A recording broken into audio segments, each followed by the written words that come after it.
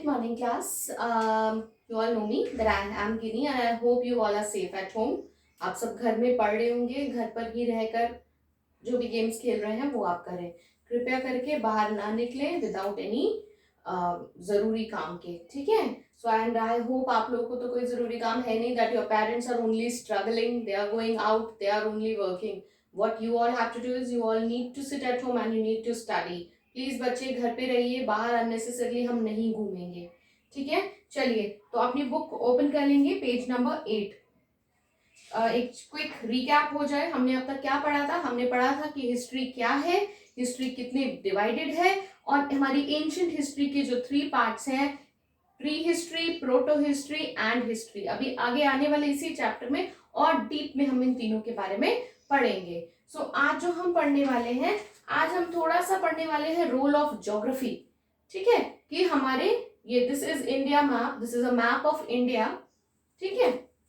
ये क्या है, हमारे देश का मैप है. फाइन. वेरी इंपॉर्टेंट थिंग, आप लोगों को एटलस ओपन करनी है. उसके अंदर आप लोगों को बच्चे मैप पढ़ना बहुत जरूरी है. हमें पता होना चाहिए हमारा ईस्ट, वेस्ट, नॉर्थ, साउथ किधर है, हमारे साउथ की सिटीज है ना, what all states, capitals we have. आज के लिए ये एक होमवर्क रहेगा. आप लोगों को प्रॉपर एक मैप उठाना है. अगर किसी के पास नहीं है, बाहर नहीं जाना है, फोन हम सबके पास है, गूगल करिए, इंडिया का मैप फाइंड करिए. उसमें जितनी भी स्टेट्स और कैपिटल्स हमारी है वो हम ऐसे पेपर पे ड्रॉ कर लेंगे उसको, मैप को, और उसमें हम इस तरीके से लिखेंगे. ठीक है. चलिए. So let's start. Role of geography. अब देखिए क्या है ज्योग्राफी, क्या है. मैंने आप लोगों को ऑलरेडी बताया था. भूगोल, इंग्लिश हिंदी में बोला जाता है भूगोल, ज्योग्राफी को, कि हमारा जो ये हमारी कौन सी जगह किधर है, ईस्ट किधर है, वेस्ट किधर है, नॉर्थ किधर है, साउथ किधर है. ठीक है. तो देखिए ईस्ट क्या है, the east, west, north, south. ऐसे अगर नहीं याद होता है तो इसकी एक ट्रिक है. हम 4 बनाते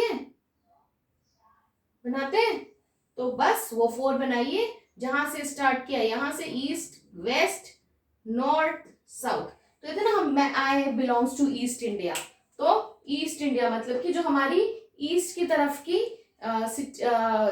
हमारा जो ईस्ट इंडिया है, ईस्ट का जो पोर्शन है ये वाला, जहाँ पे मेघालय, नागालैंड, गैंगटॉक, वो वाली जो सिटीज आती हैं. ठीक है. ये जो हमारा है, ये वाला पार्ट हमारा इधर चाइना है. तो चाइना नेपाल से जुड़ा हुआ है ना.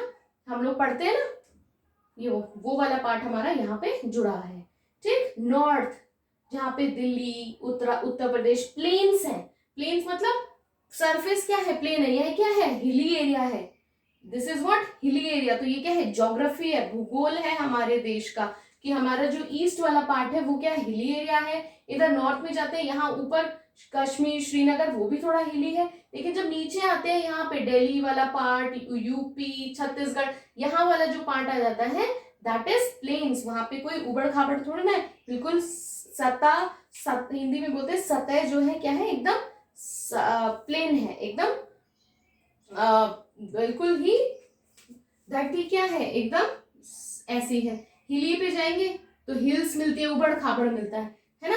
इधर वेस्ट में आते हैं, यहाँ पे भी क्या है, गुजरात की तरफ जाते हैं तो क्या होता है, इधर गुजरात, गोवा, इधर जाते हैं. ठीक है. दीव, दमन, यहाँ पे भी क्या है, प्लेन सी है. कहीं पर है, गुजरात में आप जाएंगे तो हिली तो नहीं मिलेगा, रेतीला आपको मिलेगा. ठीक है. यहाँ नीचे जाएंगे साउथ में, साउथ इंडिया है. यहाँ पे कौन कौन से, केरला, बैंगलोर, हैदराबाद, ये सब हमें यहाँ पे साउथ में मिलता है. अब देखिए बुक में अगर आप पढ़ेंगे तो हमारा क्या है, पूरा भरा हुआ हमारा जो देश है, वहां यहाँ पे हर तरीके का इलाका है. मतलब पानी से भरा हुआ भी है चारों तरफ, है ना, रिवर्स हैं, और क्या है, हिली एरियाज हैं. फाइन. प्लेट्यूज, डेजर्ट्स, है ना.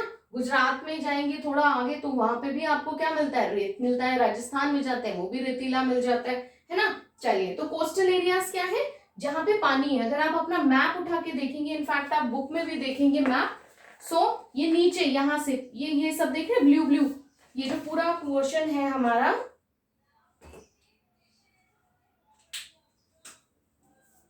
ये वाला यहां से एंड ये वाला इधर तक।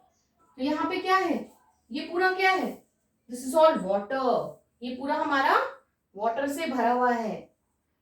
तो ये सब जो जो भी सिटीज हमारी, बिल्कुल ये जो लाइन है हमारे मैप में ये वाली, ठीक है। सो ये इस एरिया को कहा जाता है कोस्टल एरियाज, जो बिल्कुल, क्यों, क्योंकि बिल्कुल उनसे लगता हुआ पानी है।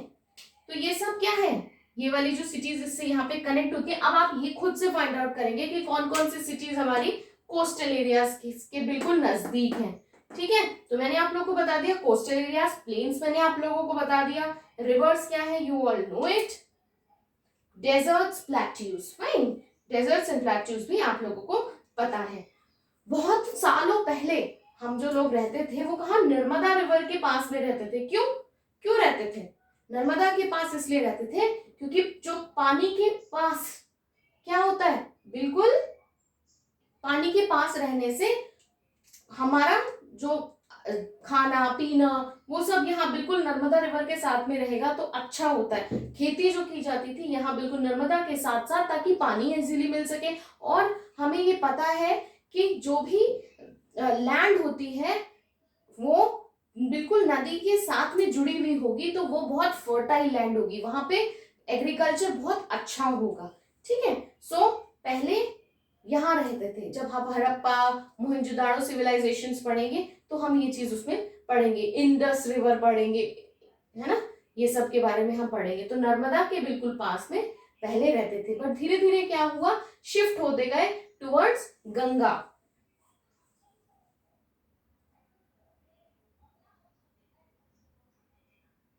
प्लेन्स जो है, अब देखो यहाँ पे तो हो गए नर्मदा, अब जो प्लेन्स है वहां पे गंगा है। कहाँ कहाँ पे गंगा रिवर फ्लो करती है, इधर से गंगा फ्लो करती है ना, यहाँ पे यूपी दिल्ली का पार्ट आता है, यहाँ पे आपकी गंगा फ्लो करती है। इधर यमुना भी हमें पता है दिल्ली में, दिल्ली से निकलती हुई फ्लो करती है, ठीक है।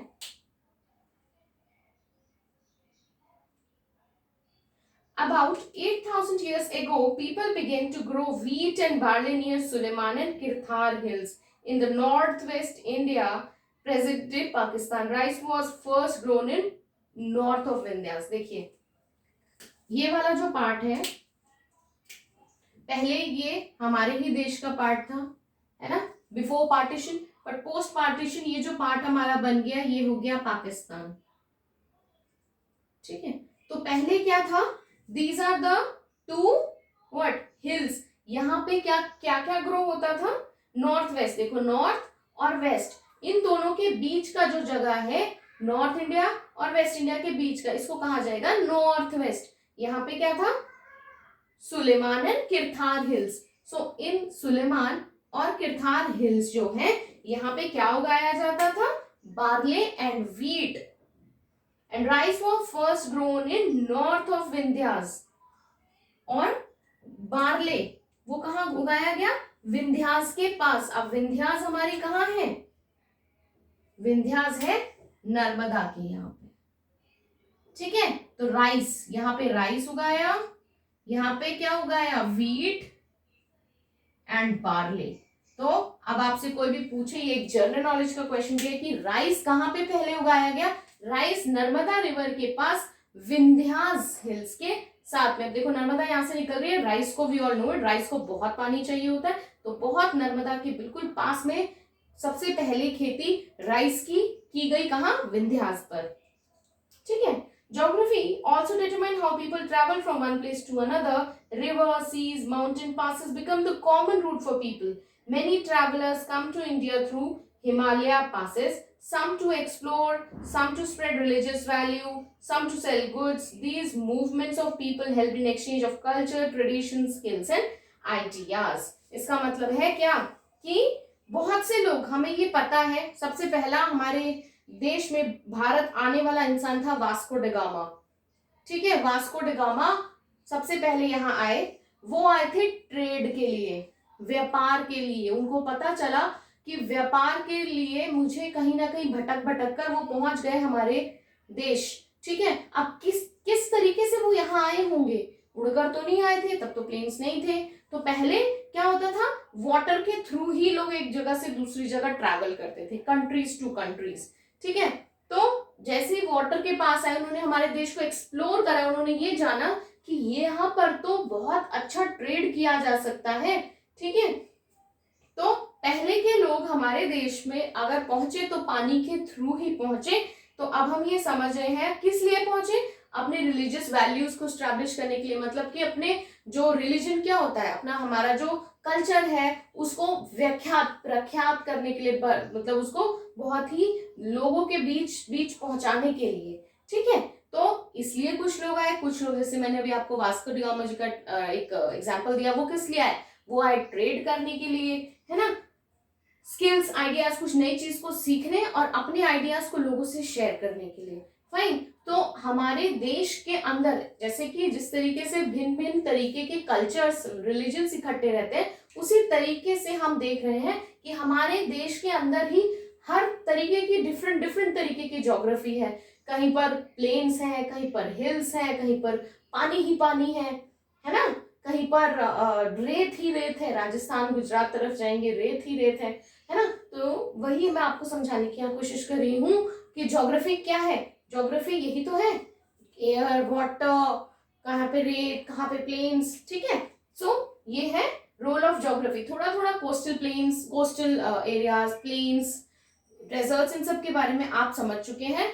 अब आज का होमवर्क ये रहेगा कि आप लोगों को गूगल से मैप डाउनलोड करना है करंट का, ठीक है, क्योंकि काफी इधर वाला एरिया जो है नेपाल, नॉट नेपाल, बांग्लादेश वाला जो एरिया है वो काफी उसमें छेड़ाछाड़ी हुई है, मतलब कि कुछ हिस्सा हमारे पास आया, कुछ बांग्लादेश के पास आया, सो दैट मैप जो है प्रॉपर रहे, ठीक है। तो उसके लिए आप लोगों को क्या करना है, गूगल से आप लोग मैप डाउनलोड करेंगे, स्टेट और कैपिटल मार्क करेंगे उस मैप पर, सारी तेलंगाना है ये इंक्लूड करके, ठीक है, और लद्दाख इंक्लूड करके, वेरी इंपॉर्टेंट, बिकॉज तेलंगाना के बाद लद्दाख को, जम्मू कश्मीर को भी अपना पार्ट बना दिया गया ना, घोषित कर दिया गया। वहां से जो आर्टिकल था वो आप थोड़े बड़े होंगे तो आप समझ पाएंगे, एक आर्टिकल के हटने के बाद जम्मू कश्मीर को हमने बिल्कुल अपना एकदम विद स्टैम्प अपना एक पार्ट बना लिया, ठीक है। तो आप लोग सारे स्टेट कैपिटल जितने भी हैं हमारे,